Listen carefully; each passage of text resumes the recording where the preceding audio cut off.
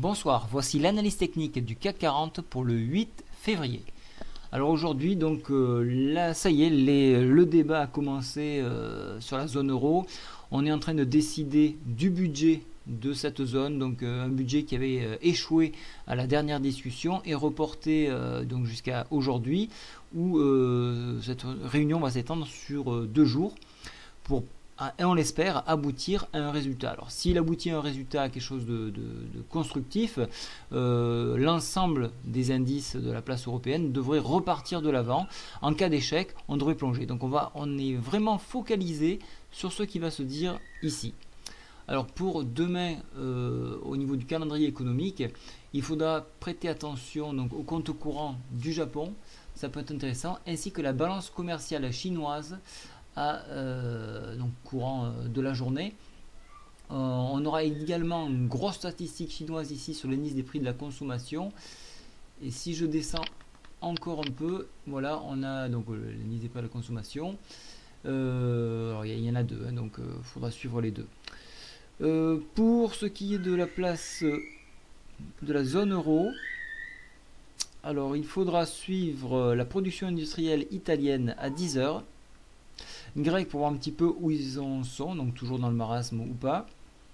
Et puis il faudra sauter l'après-midi sur la balance commerciale américaine. Alors on a pu lire que les US semblent se redresser, donc ça va être intéressant de voir les chiffres annoncés dans l'après-midi.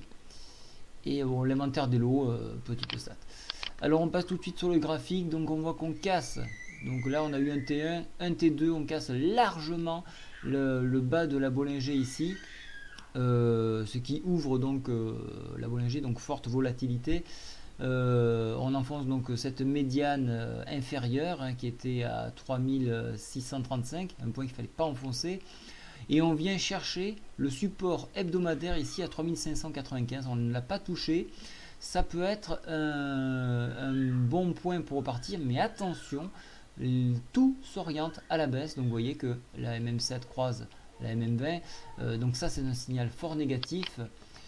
On a également des indicateurs, donc divergence qui reste neutre. La MACD qui s'enfonce au plus bas ici, se trouve en zone négative. Ça fait longtemps qu'on ne l'avait plus retrouvé. On l'avait plus retrouvé depuis le 22 novembre, c'est dire. Le stochastique lui est en zone de surachat, survente et plafonne. Donc là on va devoir attendre une réaction du marché pour le voir redécoller.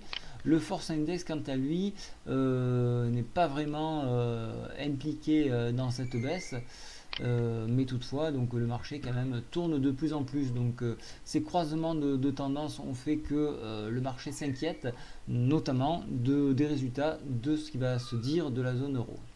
Voilà, donc pour techniquement, graphiquement, c'est baissier, mais attention, attendez les résultats de la zone euro parce qu'on pourrait être pris en contre-pied. Voilà, donc c'est le gros souci, c'est cette zone euro, cette réunion.